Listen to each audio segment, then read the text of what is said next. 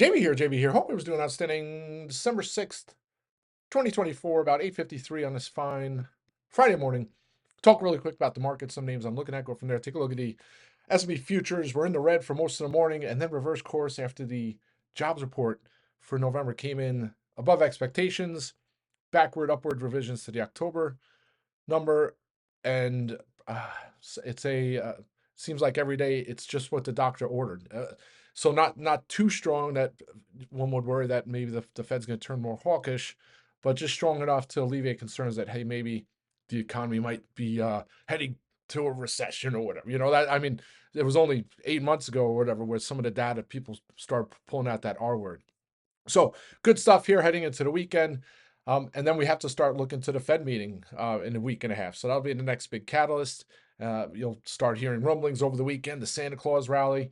Then, yeah, that's kind of what happens. And it kind of hits you. And then all of a sudden it's the start of the year. So just some things typically. So the S&P evaluates additions and deletions every quarter. And typically it happens like the first or second Friday of the end of the quarter. So we might at the end of today get some S&P announcements after the close, which would be usually move stocks, right? So individual names, some names on the docket, right? Some are saying possibly Block, right? So Square, Carvana, a Coin. I was one of the larger market cap companies that's not technically part of the S&P yet. So something to watch as possible catalyst for some of these names, and I'll talk about that in Square later. But take a look at the SPY. Similar carbon copy action over the last couple sessions, an extremely tight trading range, a 0.3% trading range. Just remarkable. I mean, I keep saying remarkable, and it keeps happening. The only difference is yesterday we closed red as opposed to in the green. Found resistance at that upper Bollinger Band, 608.84. We got all the way up to 608.56. Maybe a chance here to test 610. I don't know if probably 608.50 or so might be a decent target for the end of the day. I mean, it'd be great if it hits 610, but maybe next week will be the week that we get to the 610 handle. So that's the overall markets. Also, when I say just what the doctor ordered, yields continue to melt. So the 10-year fell again yesterday. And then you have the VIX, which despite the market being in the red, the VIX was flat again, flat like a pancake. So it was deflating like a tire over the last couple of weeks. And then now it's just acting like a pancake, just remaining flat. So all good signs. Last but not least, I want to see the small caps. And their small cap futures are up nearly 0.7% right now. So hopefully that holds, gets back over 240 on the IWM. I think that'll bode well. All right, so now individual names. So first I'll talk about Unity. Just crazy stuff, right? So, if you're watching the action yesterday afternoon, around 120 or so, you start looking, all of a sudden GameStop's going nuts. You pop in Warren Kitty's handle, and then you see tweeted an image of the Times cover, kind of edited, right? So it's been removed. He added 1:09 as one at a time as the starting time or whatever time, and the ending time was 4:20. So I don't know if that's a homage to Pot, right? Who knows what the 1:09 is? But all it did is set GameStop higher and then AMC. But then all of a sudden, people started looking back at the Times cover and saw that issue. The person of the year for that cover was you, right? So it says you, and it says you multiple times. So some folks were saying, hey, he's going to get a stake in Unity software.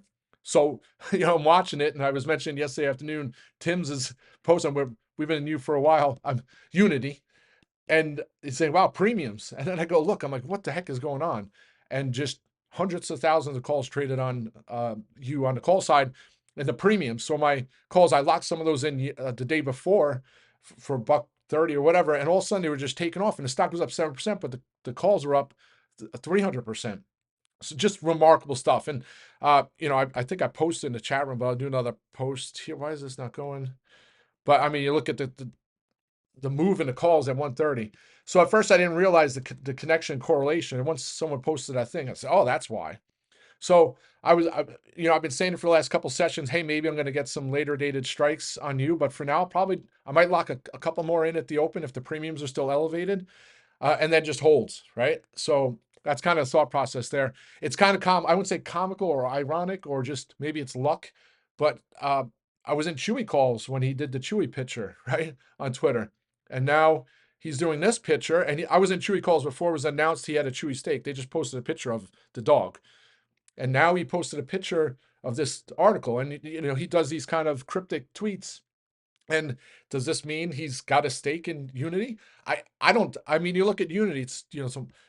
I I think he's in. I think he got a stake in Clear Secure. But hey, that's me because I love Clear. So anyway, so that's Unity. That's probably what I'll do today. And I still think it's headed over $30 regardless of what goes on. Unfortunately, what will happen if he does announce a stake in another company or what have you, the premiums will creep out of those U strikes. So I'd rather lock some, most of the rest in, leave a couple, just some flyers, and revisit. So either he announced, the stake filing will hit the wires, and if it's in Unity, that's great, and then I'll make even more on the calls. If not, the premiums are going to come out. So just keep that in mind. So that's Unity. So on the flip side, Clear Secure, the more I started looking, I said, well, if it's not Unity, it's going to be you.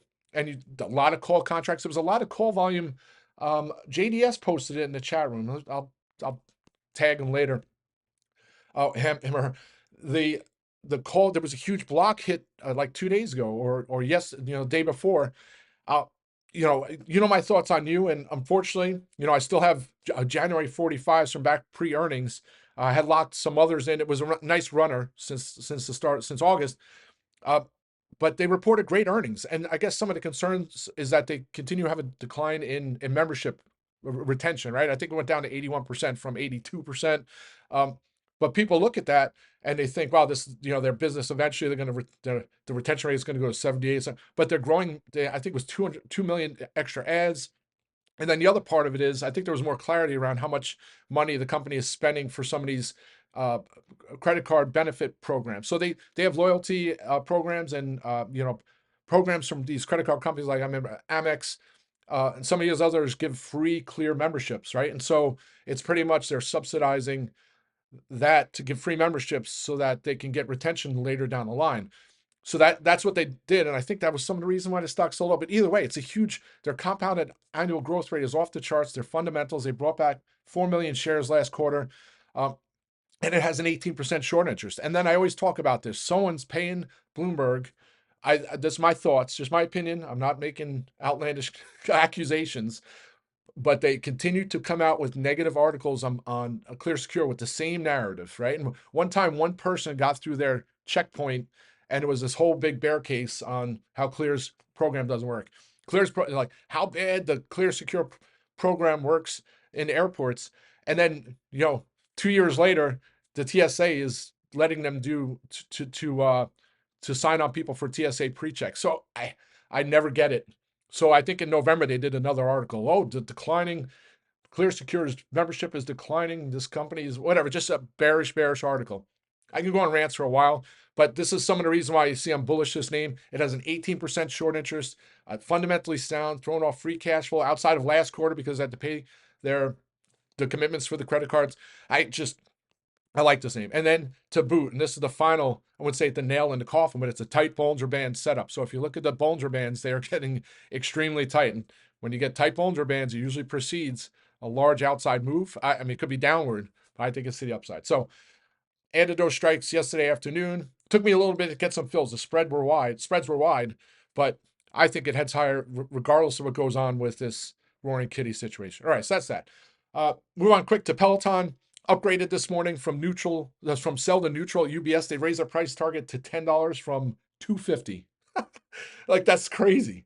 I mean, you do that multiple. That's like someone raising the price target on a billion-dollar company from $25 to $100, right? I just, helps put things in perspective. And then they kept their neutral rating. So you were wrong on your sell rating. Well, it did go down there. I think it was $3 at the end of the summer. To me, I'm not going to harp on that because I think it's just another sign that the towel is being thrown in on the bear case for Peloton. It's going to head higher. So it's up at $10 here in the pre-market. It needs to break that 1040. Then I think it's off to the races. Not much here to add on JOBY, all the way up to 878 yesterday before pulling back to close in the red. It's been volatile, will continue to be volatile. This is just, to me, it's like churning. And then I think the next dam breaks and it's up to 962 or so. It's green here in the pre-market. Still love JOBY. At some point, I'll add some April strikes. It's getting to that point where I'll add them. Still the long term looks great here.